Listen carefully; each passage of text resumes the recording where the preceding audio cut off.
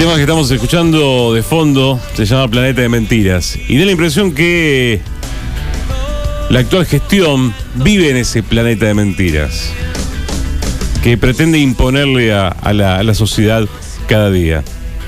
El tema también es si la sociedad cree en esas mentiras como si fueran verdaderas, ¿no? Vamos a hablar con el filósofo Ricardo Foster en la mañana de Más Preguntas de Respuesta. Ricardo, bienvenido, ¿cómo le va? Buenos días. Bien, buenos días. Recién hablaba de un planeta de mentiras, ¿no? Digamos, de alguna manera, desde diciembre del 23 hasta esta parte es como si fuera un planeta de mentiras del de Milei, ¿no? Sí, a ver, la única verdad que lo dijo antes de ser elegido por una parte importante de la sociedad argentina es que venía a destruir el Estado, que venía a hacer un ajuste feroz, que iba a utilizar la motosierra y que buscaba cambiar de una vez y para siempre lo que era la estructura socioeconómica de la Argentina en función de un proyecto ultra neoliberal que lo único que pone en evidencia es efectivamente que va avanzando en la destrucción de lo común, de lo compartido, del salario, de las jubilaciones. Es decir, la mentira es ofrecerse como un gobierno de impolutos que luchan contra, entre comillas, la casta política. Esa sería la mentira. Pero lo otro, que es la verdad, es aquello que efectivamente dijo que venía a hacer y que está haciendo y que lo hace de una manera brutal y sistemática. ¿Y por qué lo puede hacer? Porque más allá de todo y de las reacciones sociales que hemos encontrado en las calles de la Argentina, puede seguir avanzando. A ver, yo creo que está llegando a su límite. Lo que viene sucediendo en las últimas semanas es una confluencia de varias cosas que van mostrando de cara a cada vez más amplios sectores de la sociedad que el gobierno de Javier Milei es un gobierno que viene a destruir precisamente la vida social compartida. Por un lado, lo que fue y sigue siendo la estafa de la criptomoneda, lo que es el engaño respecto a mantener un dólar planchado y una supuesta inflación controlada a costa de un mayor endeudamiento, a costa de postergar para el día después de las elecciones, lo que seguramente va a ser una brutal devaluación. A eso hay que agregarle una economía paralizada, y cualquiera que tenga un pequeño o mediano comercio en cualquier ciudad de la Argentina sabe lo que esto significa, que no entran compradores, que no se vende nada y que lo que hay que pagar de alquiler, de servicios, ha seguido creciendo exponencialmente. A eso hay que agregarle lo más evidente en los últimos días, que es que la corrupción está en el corazón del proyecto del mileísmo en la Argentina. Lo que está sucediendo con Landis, con Españolo y las denuncias de corrupción que tocan el núcleo duro del gobierno, los hermanos Milei, los hermanos Menem, ponen claramente frente a la opinión pública un escenario que hace confluir una economía para muy pocos, un negocio para muy pocos y una estructura profundamente corrupta en el manejo del Estado. Entonces, ¿por qué una parte de la sociedad argentina pareciera que sigue apoyando al gobierno de Milei?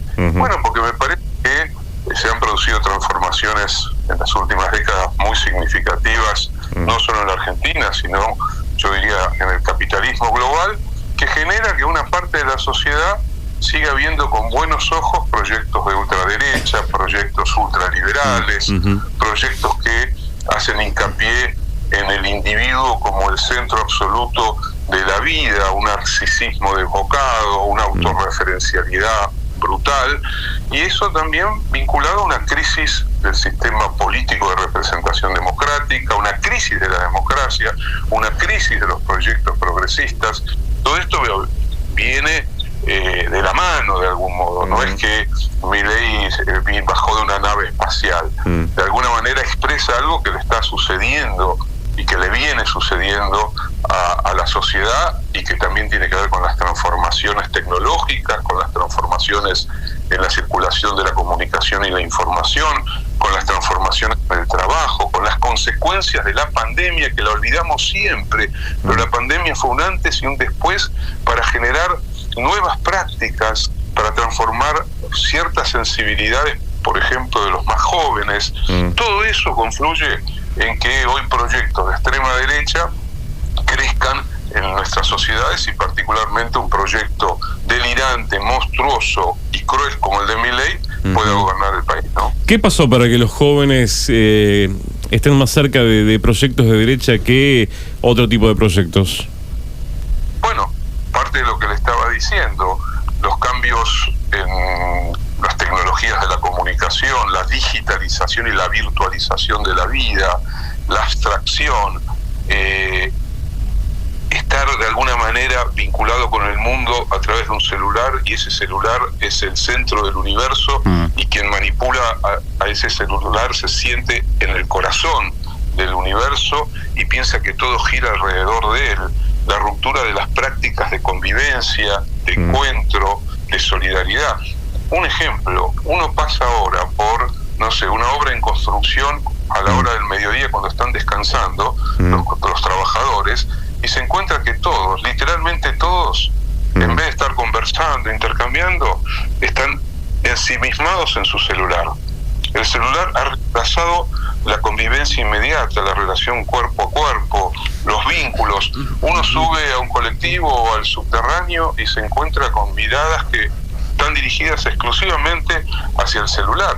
Esto tiene un impacto en la subjetividad, en el sentido común, en el lenguaje. No nos olvidemos que el sistema algorítmico de las redes sociales y de la información es binario. Mira el mundo en blanco y negro, bueno y malo, crudo y cocido, y eso va simplificando de tal manera la articulación cognitiva que cada vez más se piensa menos y mucho menos reflexivamente, y todo va de la mano de lo absoluto, de lo blanco y negro. Entonces todo eso permea sobre el lenguaje, sobre el sentido común, sobre el modo de ver las cosas, y a eso le agregamos que ya no hay pasado, que tampoco hay futuro, y que vivimos en un presente continuo. Entonces en mi ombligo es el centro del mundo, mi realidad es la única realidad que puedo imaginar.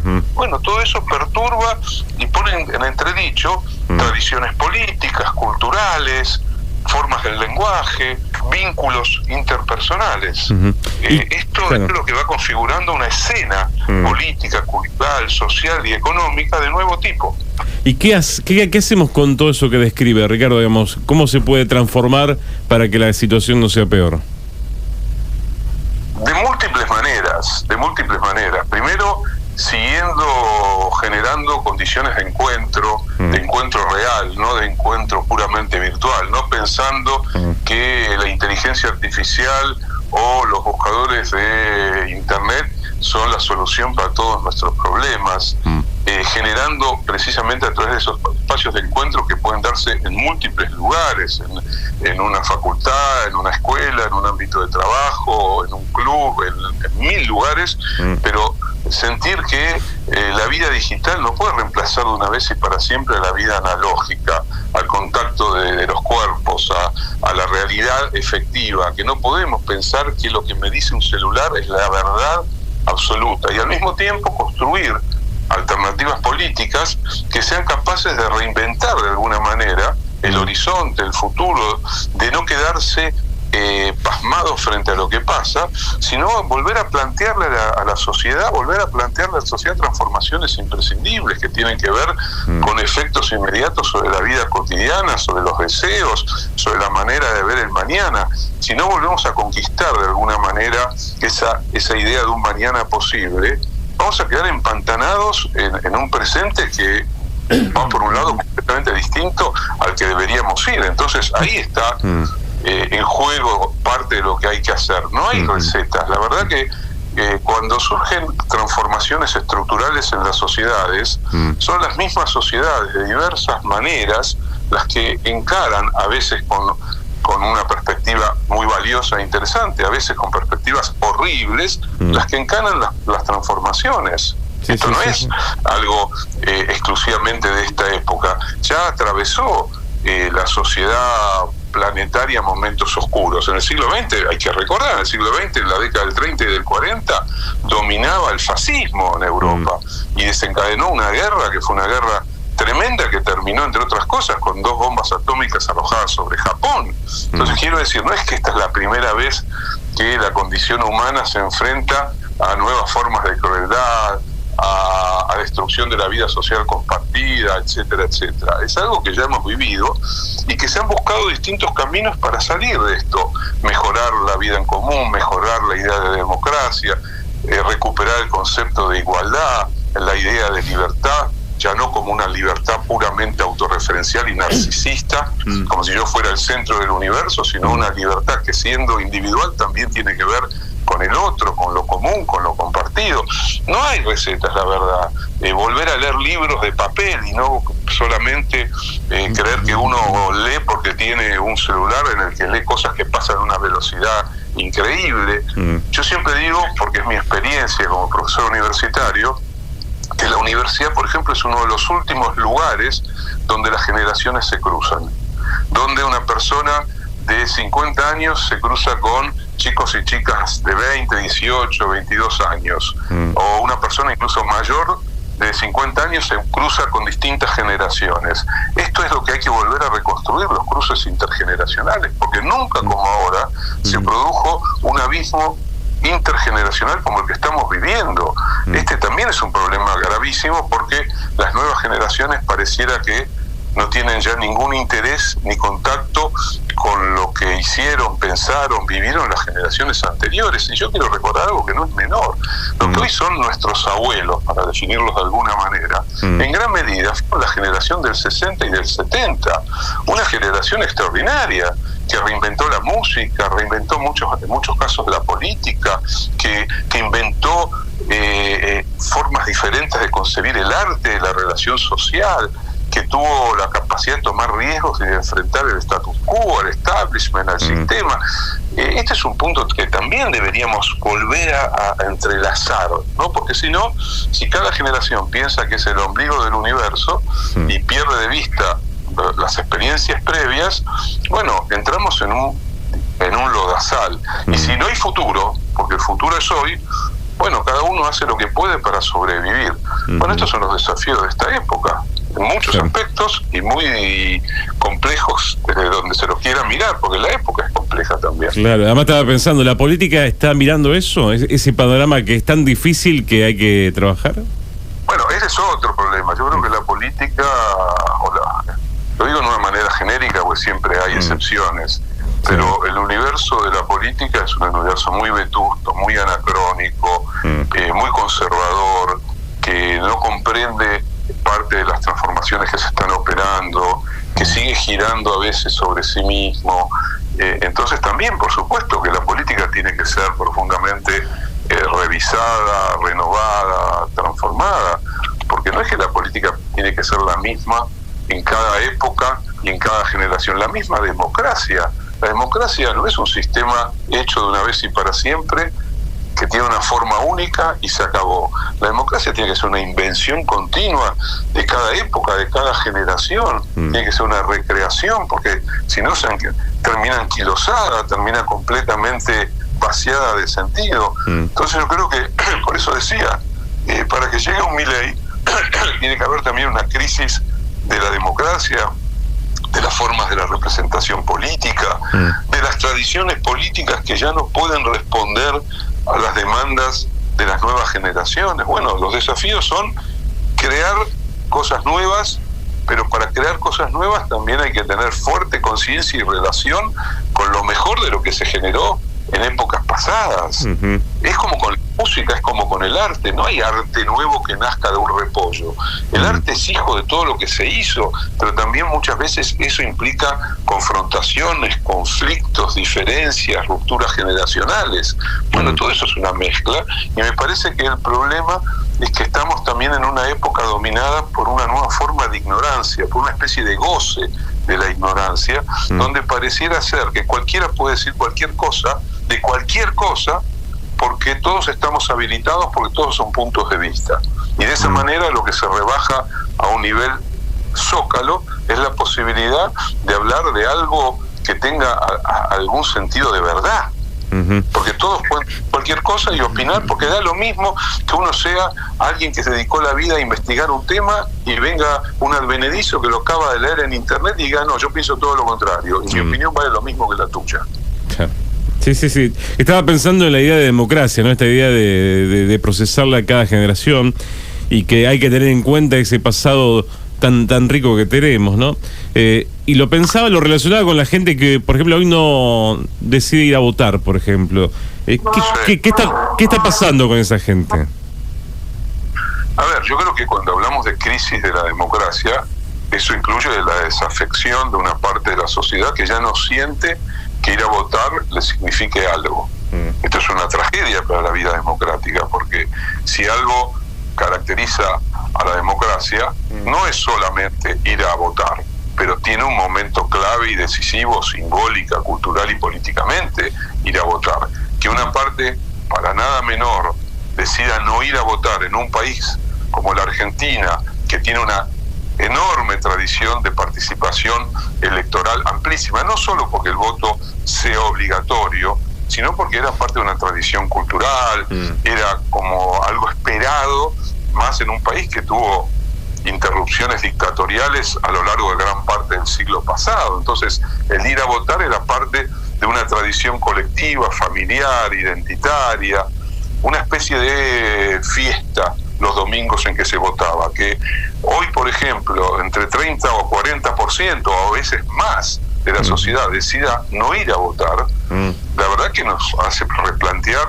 lo que está sucediendo en el sistema de representación política. Significa que para una persona la elección no tiene ninguna significación, no tiene ninguna importancia, no le impacta de ninguna manera en su vida. Piensa eso, piensa que una elección tanto de medio término, o peor todavía si es de cargos ejecutivos, ya no tiene significación porque en su vida él es el eje y el centro de la vida. Es como esa frase que aparece cotidianamente, que dice algo así como: yo no le debo nada a nadie, yo me hice solo. Esa idea es absolutamente falaz, brutal. Yo diría que es el colmo no solamente del individualismo, el egoísmo, sino de la estupidez.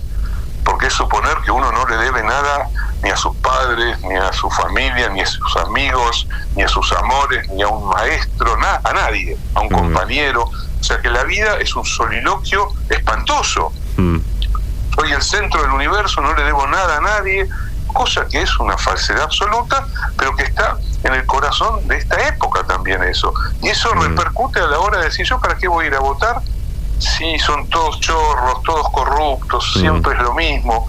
Yo no tengo nada que ir a buscar en una elección. Y por supuesto hay una desmemoria de los derechos, hay una desmemoria de lo que significó conquistar la democracia, hay una desmemoria de lo que significa la participación y lo que significa también vivir en un estado democrático y no en un estado dominado por una dictadura.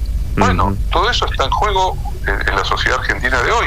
Y hay un profundo pesimismo también respecto a la democracia, respecto a las elecciones, que se conjuga también con lo rápido con lo que se pueden entusiasmar en torno a personajes bizarros, como por ejemplo Milei, y lo rápido con lo que se desentusiasman con esos personajes bizarros, pero que también involucra a la totalidad del sistema político democrático. Ahí está el problema también. Ricardo, le quiero preguntar también, aprovechando su formación docente universitario, ¿qué está pasando con el sistema escolar en la Argentina, ¿no? Porque también estos jóvenes que hoy hablamos de estas características se han formado de una manera que, por lo visto, no es la mejor. A ver, no hay una respuesta.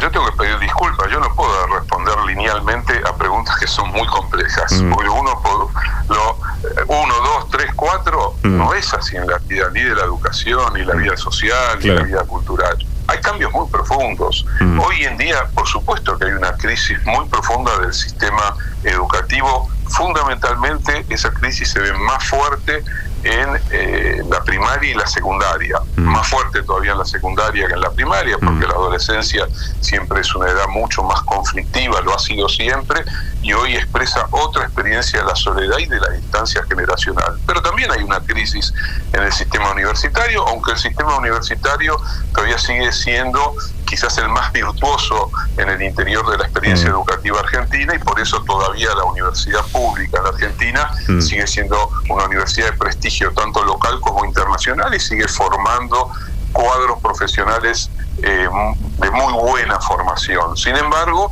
está claro que la educación está atravesando por un momento que no es ajeno al momento de la vida social, económica, cultural, así como hay una desafección en relación a lo público, en relación al Estado. Uno de los triunfos nuevamente del sistema, que fue el triunfo en la década de los 90, es que una parte importante de la sociedad identifique al Estado como el mal, que se distancia absolutamente de lo público. Todo lo público es malo, y por supuesto de lo único que goza del gobierno de Milei es de que echen a empleados públicos.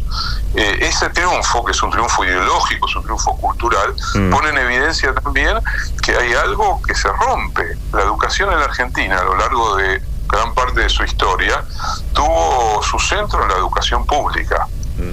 Un valor que era innegociable dentro de la historia argentina fue la educación pública, lo que significó en términos simbólicos, en términos culturales, en términos políticos, en términos también de posibilidad de movilidad social ascendente. La educación pública era como un eje que estaba allí. Hoy el gobierno de Milei intenta destruir la educación pública. Quizás uno de los sectores que más se ha expresado críticamente ha sido precisamente el de la comunidad universitaria. Todos recordamos la movilización del año pasado, probablemente la movilización más grande en la historia del movimiento universitario. Habría que pensar si en aquella famosa discusión durante el gobierno de Frondizi de si laica o pública o religiosa era o privada era parte también de una movilización muy grande, pero sin duda la movilización del año pasado expresó que todavía hay en nuestro país una parte muy significativa de la sociedad que cree en la educación pública, que cree que la educación universitaria en particular es un momento quizás de los más virtuosos de nuestra historia contemporánea, pero no alcanza porque a la educación hay que ponerla a la altura de los desafíos del presente, que no es simplemente un desafío tecnológico. Al revés, yo diría que es tan potente el desafío tecnológico que la educación tiene que tratar de no quedar también hipnotizada por el desafío tecnológico. Tiene que pensar otros instrumentos. Por ejemplo, hay otros países donde se restringe mucho la relación con la tecnología en el ámbito educativo, países donde también, porque hay una gran preocupación en este momento, ¿no? Una de las preocupaciones centrales de la educación es no solamente el distanciamiento intergeneracional, sino la ruptura de lo compartido en una misma generación. La violencia dentro del ámbito educativo, el famoso bullying que crece exponencialmente, temas muy graves respecto a la relación con los otros. Y creo que una de las tareas claves de la educación no es solamente la formación profesional. Uno de los momentos claves de la educación es la creación de empatías, la empatía con los otros. Entonces me parece que allí hay muchísimo por hacer. Y también, por supuesto, hay que transformar el lugar del docente en la sociedad argentina, porque ha sido un lugar que fue muy virtuoso en otras décadas, que después atravesó momentos de mucha degradación socioeconómica y que hoy también está siendo amenazado, ¿no? También hay que no solamente recuperar salarios, recuperar calidad educativa, sino también recuperar en un sentido muy profundo la formación de los docentes, porque los docentes no son ajenos a lo que le pasa a la sociedad. Una parte importante de los docentes votaron una alternativa política llamada a destruir su propio espacio de trabajo. Y sin embargo los votaron. Entonces también requiere una inquietud y una pregunta respecto a cómo generar otro tipo de formación de los docentes. Ricardo, muy interesante todos los temas siempre cuando hablamos. Muchísimas gracias por el contacto con Más Preguntas y Respuestas. Un abrazo grande. Así pasaba Ricardo Foster, filósofo, hablando de muchos temas que no están en la discusión pública, pero que son fundamentales para poder construir una mejor sociedad.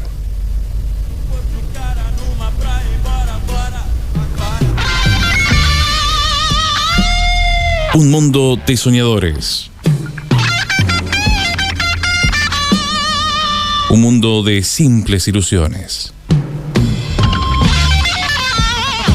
Un mundo de hipócritas. Un mundo de espejos y espejismos. Un mundo que gira y se marea.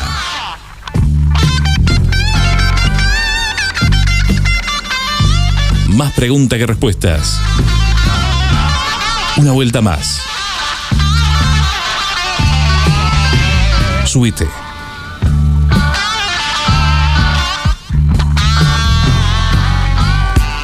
Tengo unos amigos que no saben